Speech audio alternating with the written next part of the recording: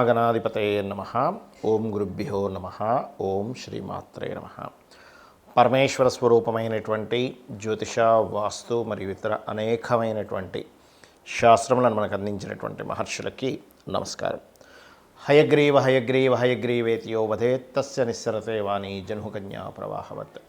అరుణాం కరుణాతరంగితాక్షీం ధృతపాశాంకుశపుష్పబాణచాపాం అనిమాదిభిరావృతాం మయూకైః అహమిత్యేవ విభావయే భవానీం. శ్రీమాత్రే నమః. ప్రేక్షకులకి ఆ లలితాంబిక అమ్మవారి యొక్క అనుగ్రహం పరిపూర్ణంగా కలగాలని మనస్ఫూర్తిగా కోరుకుంటూ మనం ఈరోజు చెప్పుకోబోయేటువంటి టాపిక్ ఏమిటి అంటే శని వక్రత్యాగము. నవంబర్ 16వ తేదీ నుంచి 4.5 నెలల పాటు వక్రత్యాగంలో కుంభంలో ఉంటాడు. అంటే ఇన్ని రోజులు వక్రించున్నాడు, రెట్రోగ్రేషన్ అంటారు. అంటే ఆయనే వెనక్కి తిరగడు, గుర్తుపెట్టుకోండి. ఈ ప్లాంటరీ పొజిషన్స్ ఏవైతే ఉన్నాయో, ఈ భూమి తిరిగేటువంటి విషయం కానివ్వండి, సూర్యుడు ఉన్నటువంటి పొజిషన్ కానివ్వండి, శని ఉన్నటువంటి పొజిషన్స్ కానివ్వండి, వెనక్కి వెళ్ళినట్టుగా సర్క్యులేషన్లో అనిపిస్తుంది. అప్పుడు ఏమవుతుంది, వెనక్కి వెళ్ళినట్టుగా అనిపించినప్పుడు ఆ ఫలితాలు కూడా వెనక్కి వెళ్ళినట్టుగానే ఉంటాయి. ఇప్పుడు ఈ వక్రగతి పోయింది, స్ట్రైట్ అయ్యి ఇక్కడ కూర్చున్నాడు.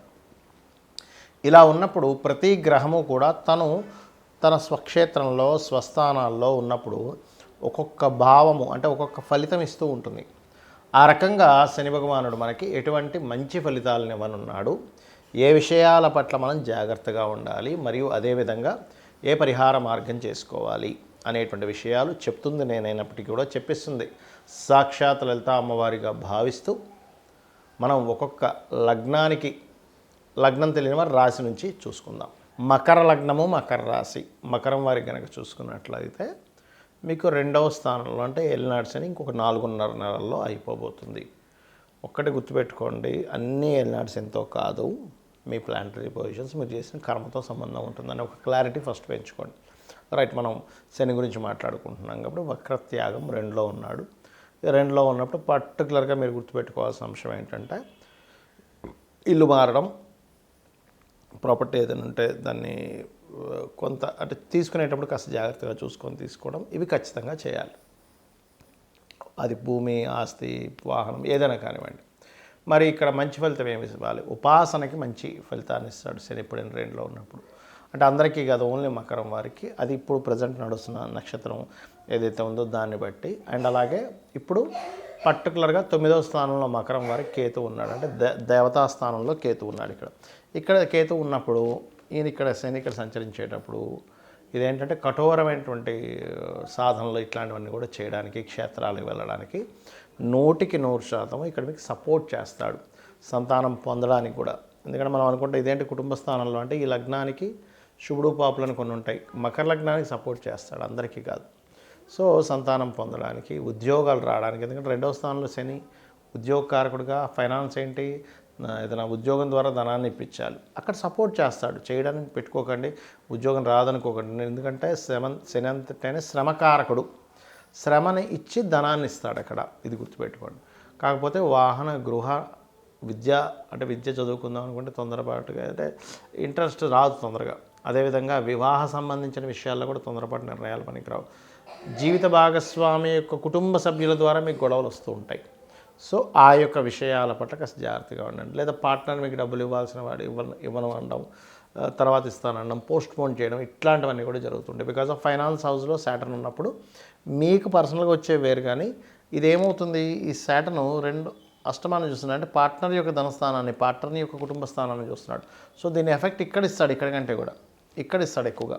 సో ఈ యొక్క విషయాల్లో పార్ట్నర్ యొక్క కుటుంబ సభ్యులతో అనవసరమైన నిందలు, అనవసరమైన ఈగో క్లాషెస్ పోవడం, ఇట్లాంటివి ఇస్తాడు మకరం వారికి.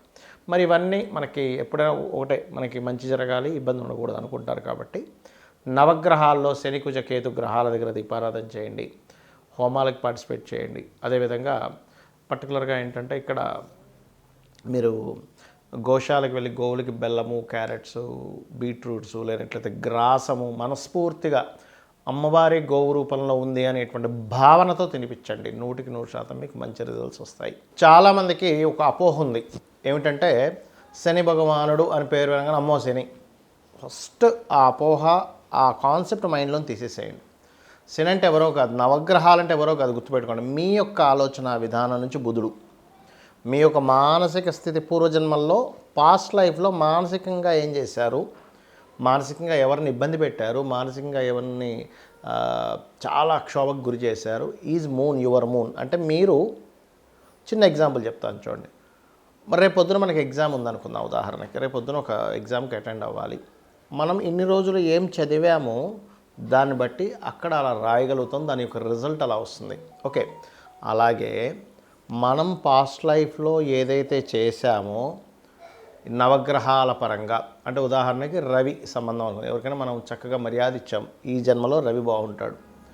మానసికంగా ఇబ్బంది పెట్టాము, చంద్రుడు బాగుంటాడు.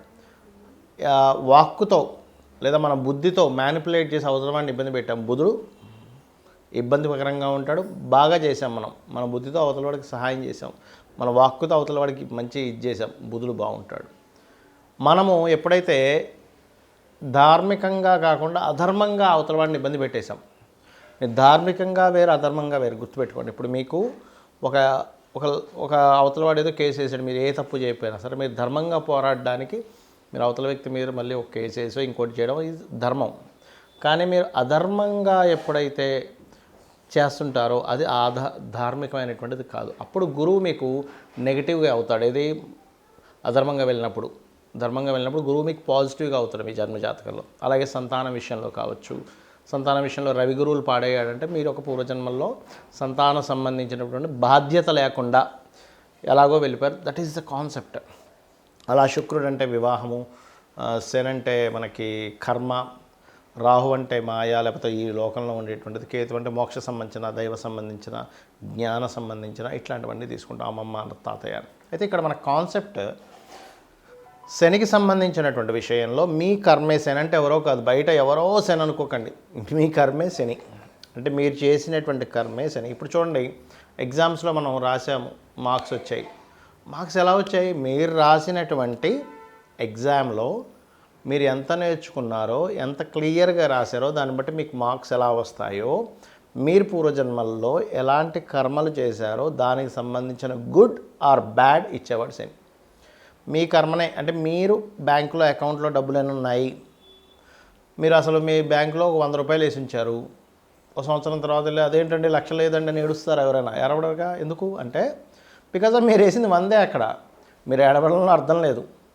1,00,000 రూపాయలు చెక్ ఇచ్చాను 100 రూపాయలు ఉన్నాయంటున్నాడు ఏంటని చెప్పి బాధపడాలని అర్థం లేదు. 100 రూపాయలే మీరు ఎలా డ్రా చేసుకోగలరో పూర్వజన్మలో చేసినటువంటి కర్మ అంతే ఇస్తుంది. ఆ 100 రూపాయలు ఉన్నాయా, 1000 రూపాయలు ఉన్నాయా, 1,00,000 రూపాయలు ఉన్నాయా, కోటి ఉందా, 100 కోట్లు ఉందా, 1,00,000 కోట్లు ఉన్నాయని చెప్పేదే శని. గుర్తుపెట్టుకోండి.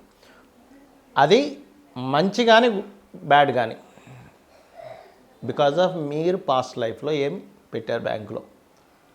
12 అకౌంట్స్ అండి మనకు ఉండేవి, 12 భావాలు ఉంటాయి కదా. మీరు, మీ ధనము, మీ కుటుంబము, మీ యొక్క సిబ్లింగ్స్ ఎందుకు గొడవలు వస్తున్నాయి, ఆ అకౌంట్లు మీరు అట్లా తయారు చేసి పెట్టుకున్నారు. లేదా గృహ సంబంధించిన, వాహన సంబంధించిన లేనట్లయితే చక్కగా నేను బాగా చదువుకున్నానండి, పోయిన జన్మలో ఎవరికో మీరు జ్ఞానం ఇచ్చారు, సింపుల్ థింగ్. అది శనిస్తాడు మీకు ఆ రూపంలో. కర్మకారకుడు కాబట్టి, వృత్తికారకుడు కాబట్టి, వ్యాపారకారకుడు కాబట్టి, లాభకారకుడు కాబట్టి, ఎంజాయ్మెంట్ కారకుడు కూడా ఆయనే శాస్త్రంలో. అంతేగాని ఎప్పుడు కూడా శాటన్ అనగానే శని భగవానుడు అనగానే గజగజ వణికిపోవడం, భయపడిపోవడం, అమ్మో ఏలినాటి వచ్చిందండి ఇంకేముంది రోడ్డు మీదకి ఇచ్చేస్తాడు, రోడ్డు మీదకి తీసుకొచ్చేస్తాడు, నేల నాకించేస్తాడు, సంఖ నాకిచ్చేస్తాడు. ఇవి కాదు మీరు అర్థం చేసుకోవాలి. శని అనగానే ఎంతసేపు థాట్స్ ఇవే వస్తాయి. ఇది కాదు. మనం పూర్వజన్మల్లో ఏం చేసాం, ఎవరిని ఇబ్బంది పెట్టాం అంటే ఎవరిదైనా దొంగతనంగా దోచుకున్నామా, ఎవరినైనా మనకు మంచి వర్క్ ఇచ్చినా సరే వాడిని మోసం చేసేసి వర్క్ చేస్తున్నట్టుగా నటిస్తున్నామా, అందుకే జాబులు ఉండవు. గుర్తుపెట్టుకోండి. మనం నటించాము, అవతలోడు పని ఇచ్చి నీకు శాలరీ ఇచ్చి బాబు నా కంపెనీ కోసం నువ్వు పని చేయన్నప్పుడు కూడా మనం నటించామంటే అయిపోయింది. ఎవడైనా ఒక మంచి నాణ్యత లేనటువంటి బిజినెస్ చేసి అవతల వాడిని మోసం చేస్తున్నామా, ఇవన్నీ కూడా శని భగవానుడు అకౌంట్లోకి వెళ్ళిపోతూ ఉంటాయి. మీరు మంచి చెడు ఇక్కడ మీరు అర్థం చేసుకోవాల్సింది శనిని చూసి భయపడడం కాదు, కర్మని అర్థం చేసుకోవాలి. కర్మ ఓకే, నేను ఈ కర్మ చేశాను, యాక్సెప్ట్ చేయడం ఫస్ట్ అర్థం చేసుకోండి, యాక్సెప్ట్ చేయడం ఫస్ట్ నేర్చుకోండి. ఎప్పుడైతే మీరు యాక్సెప్ట్ చేస్తారో ఆటోమేటిక్గా మీకు పరిపక్వత వస్తుంది, ఈ కర్మని చాలా హ్యాపీగా అనుభవించగలుగుతారు. ఇది మీరు అర్థం చేసుకోవాలి. అదేవిధంగా ఎప్పుడు కూడా ఏలినాటి శని వచ్చింది, అర్ధాష్టమి శని వచ్చింది, అష్టమి శని వచ్చింది, శని వక్రత్యాగం అయిపోయింది లేదా స్ట్రైట్ అయిపోయాడు, దీన్ని మీరు భయపడడం కాదు. ఫస్ట్ మీరు చేయాల్సింది ఏమిటంటే ఓకే రైట్, నేను ఏ కర్మ చేశాను, నేను ఇప్పుడు ఏం చేయాలి, అమ్మవారిని పట్టుకోవాలి.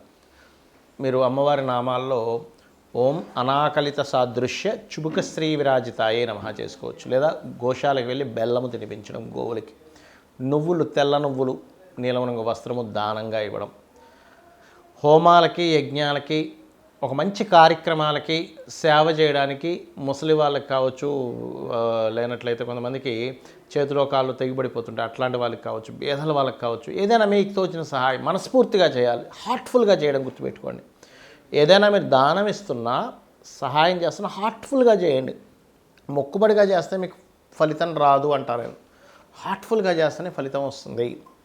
అదేవిధంగా ఓకే, నాకు శని వచ్చాడు అంటే నేను దీన్ని హార్ట్ఫుల్గా ఈ పని చేయాలి అనేటువంటి చేయండి. ఖచ్చితంగా మీకు మంచి ఫలితాలు వస్తాయి. మరి ఈ మనకి ఏంటంటే కొన్ని మాసాలు ఉంటాయి, కార్తీక మాసం, కొన్ని ప్రత్యేకమైనటువంటి మాసాల్లో కూడా వెళ్ళి అక్కడ దీపారాధనలు చేయడము, ఇట్లాంటివన్నీ చేయండి. ఖచ్చితంగా మీకు బాగుంటుంది. బాగుండాలని మనస్ఫూర్తిగా కోరుకుంటూ శ్రీమాత్రే నమః.